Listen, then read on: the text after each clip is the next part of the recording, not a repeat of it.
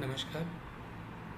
मैं doctor H N Vyas, associate professor, department of sociology, अमलवी government college Bhilwara. आज अपन एमए फाइनल के 7th पेपर के फर्स्ट चैप्टर के बारे में अध्ययन करेंगे।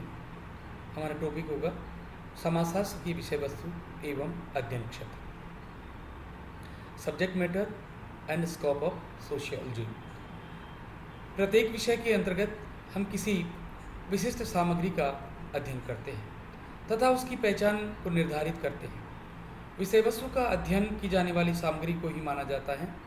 जैसे हमारे पास कोई बर्तन है, जब तक वह खाली है तब तक उस बर्तन का उपयोग पात्र के रूप में पहचाना जाता है, लेकिन जिस समय उस बर्तन का उपयोग किसी विशेष वस्तु सामग्री को रखने के लिए किया जाता है,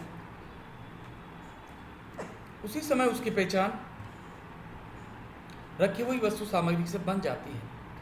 अतः पात्र में रखी जाने वाली वस्तु सामग्री के समान किसी विषय के अंतर्गत अध्ययन अध्यापन के आयामों, पक्षों, बिंदुओं आदि को उसकी विषय वस्तु कहेंगे। इसी प्रकार अध्ययन क्षेत्र का संबंध भी विषय वस्तु से ही है। अंतर केवल इतना है कि विषय वस्तु को वास्तविक सामग्री कहेंगे, जबकि अध्ययन क्षेत्र को एक संभावित सीमा कहेंगे।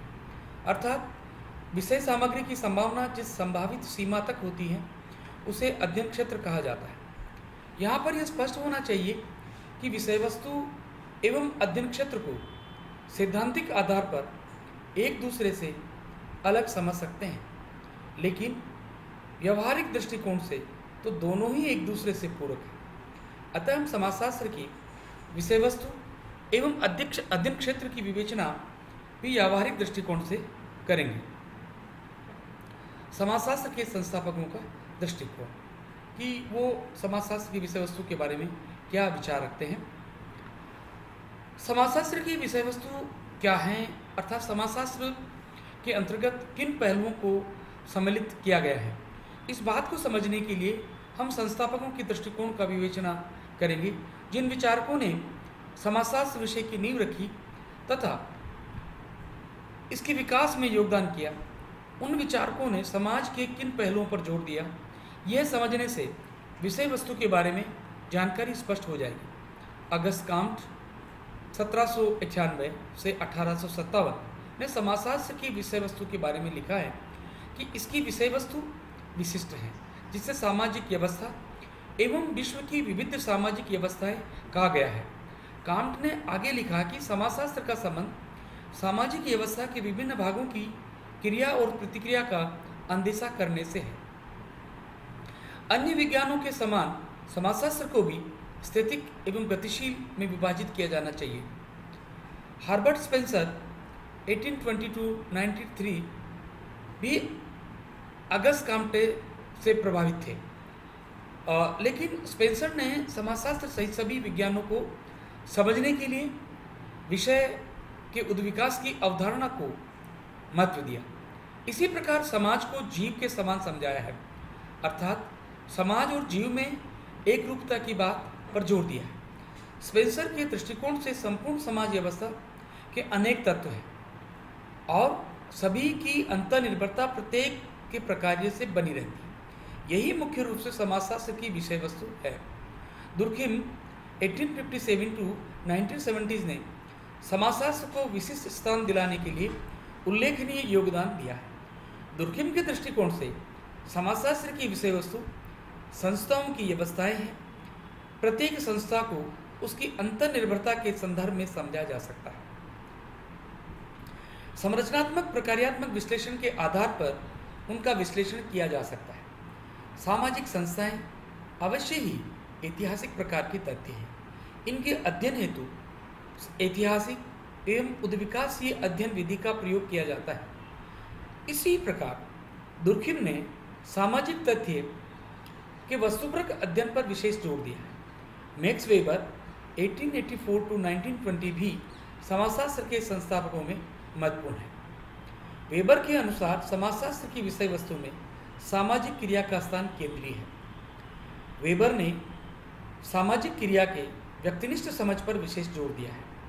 वेबर ने सामाजिक क्रम के अवलोकनीय तत्वों को समाजशास्त्र की विषय वस्तु के रूप में सम्मिलित किया है, जैसे सभी प्रकार के संगठित समूह, क्षेत्रीय, राजनीतिक, धार्मिक और औद्योगिक, पारिवारिक आदि। इनकी संरचना, प्रशासन, इनमें शक्ति और प्राधिकार व्यवस्था इत्यादि। हमने 4 प्रमुख संस्थापकों, जिनमें Auguste Comte, Herbert Spencer, Emmanuel Durkheim एवं मैक्स वेबर के दृष्टिकोण की चर्चा की है। समाजशास्त्र के विकास एवं विषय वस्तु को समृद्ध करने में अन्य चिंतकों का योगदान भी उल्लेखनीय रहा है, जैसे फ्रांस में ऑगस्ट काम्ट और दुर्खिम के पूर्व Montesquieu, Rousseau, de Bonald, de Maistre, Saint Simon आदि। इसी प्रकार जर्मन में मैक्स वेबर के पूर्व Comte, Hegel, Feuerbach, Karl Marx, Dilthey, Nietzsche, Simmel आदि का योगदान भी उल्लेखनीय रहा है। इटली में पेरेटो एवं मॉस्को ने भी समाजशास्त्र की विषय सामग्री के लिए योगदान किया। ब्रिटेन में हर्बर्ट स्पेंसर के पूर्व स्मिथ एवं रिकार्डो के नाम भी संस्थापक सामाजिक चिंतकों में सम्मिलित कर उनके योगदान पर चर्चा की जा सकती है। समाजशास्त्र की विषय वस्तु को और अधिक सरल तरीके से समझने के लिए हम उन पहलुओं पर भी विवेचना कर सकते हैं जिनको समाजशास्त्र के पाठ्यक्रम में सम्मिलित किया गया है, जिन पहलुओं पर अध्ययन कार्य किया गया है तथा जिनके बारे में शोध लेख प्रकाशित हो गए हैं। इसे हम समाजशास्त्र की परंपरागत विषय वस्तु कह सकते हैं। परंपरागत विषय वस्तु, समाजशास्त्र की विषय वस्तु बहुआयामी होती गई है। इसे सारगर्भित तरीके से प्रस्तुत करने के लिए इंकेल्स ने व्हाट इज सोशियोलॉजी नाम से पुस्तक प्रकाशित की। इस पुस्तक में उन्होंने समाजशास्त्र की विषय वस्तु का निर्धारण 3 उपागमों, ऐतिहासिक, आनुभविक और विश्लेषणात्मक द्वारा किया है। पहला, ऐतिहासिक उपागम। इसके अंतर्गत समाजशास्त्र के जन्मदाताओं द्वारा प्रतिपादित विषय वस्तु का उल्लेख है। हमने Auguste Comte, Herbert Spencer, Emmanuel Durkheim एवं मैक्स वेबर के दृष्टिकोणों का विवेचन किया है।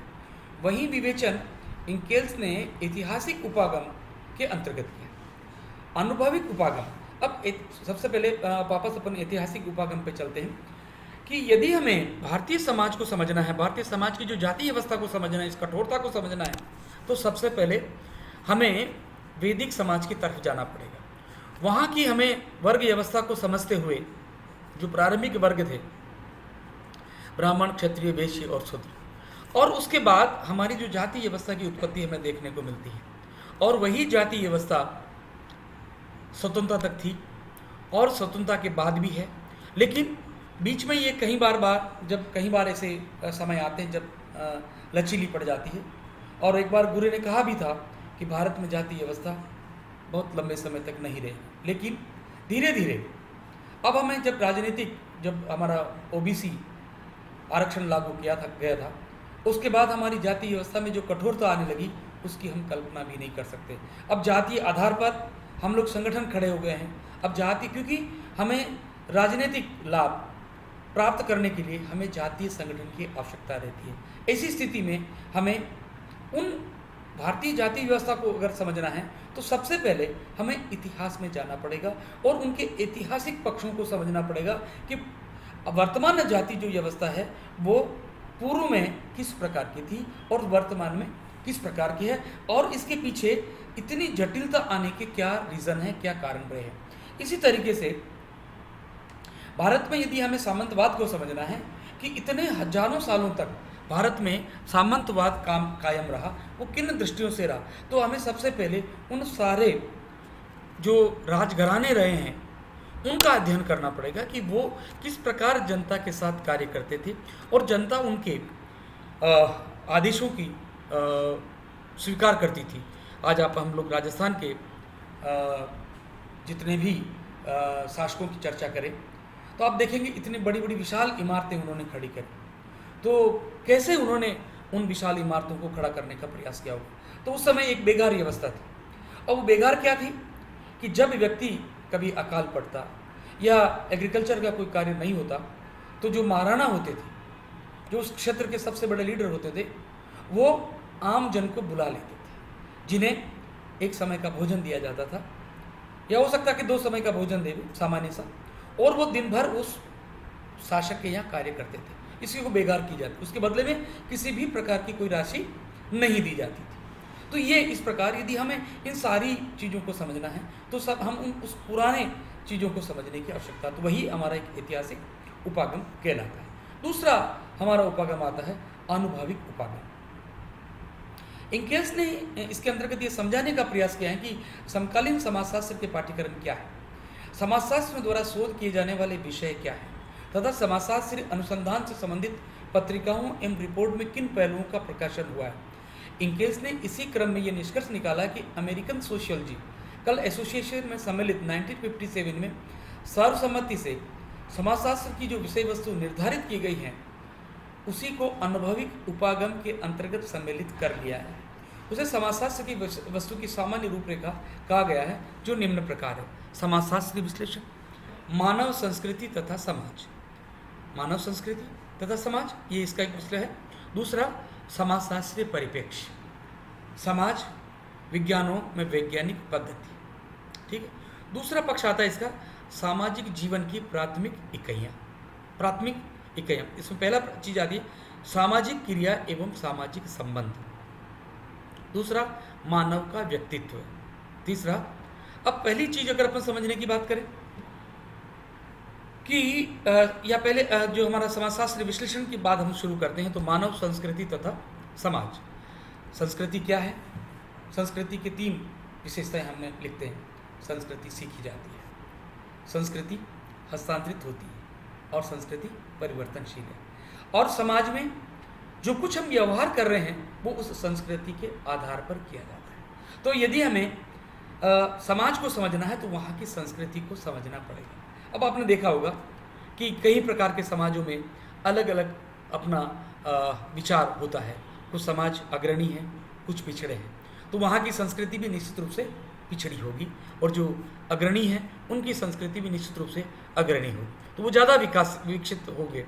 और दूसरा समाजशास्त्रीय परिप्रेक्ष्य, अर्थात समाजशास्त्र का दृष्टिकोण, वो किन चीज़ों का अध्ययन कर रहा है। और तीसरा समाज विज्ञान में वैज्ञानिक पद्धति, क्योंकि जब हम लोग अनुसंधान की बात करते हैं तो एक साइंटिफिक मेथड के साथ बातचीत करते हैं। ऐसा नहीं है कि हमने ऐसा ही किया और ऐसा हो गया, ऐसा नहीं है। जिस प्रकार एक सामाजिक विज्ञान, क्योंकि सोशलॉजी जो है वो एक सामाजिक विज्ञान के रूप में समझने की आवश्यकता है, और इसकी अपना अध्ययन करने की एक पद्धति। दूसरी बात हम जब करते हैं सामाजिक जीवन की प्राथमिक इकाइयाँ, सामाजिक क्रिया एवं सामाजिक संबंध। हम जो मनुष्य समाज है 2 या 2 से अधिक व्यक्तियों के बीच जब बातचीत होती है तो उसके अंतर्गत एक सामाजिक क्रिया होती है, अंत्य क्रिया होती है, और वहीं से सामाजिक संबंध डेवलप होते हैं, है ना। तो ये इसका एक विषय वस्तु है, हम उसका अध्ययन करते हैं। मानव का व्यक्तित्व, क्योंकि मानव अपने महान किससे बनता है? उसकी व्यक्तित्व से, उसका हम लोग अध्ययन करते हैं। तो क्योंकि सभी समाज बराबर नहीं है, तो वहाँ व्यक्तित्व जो है डिफरेंट है।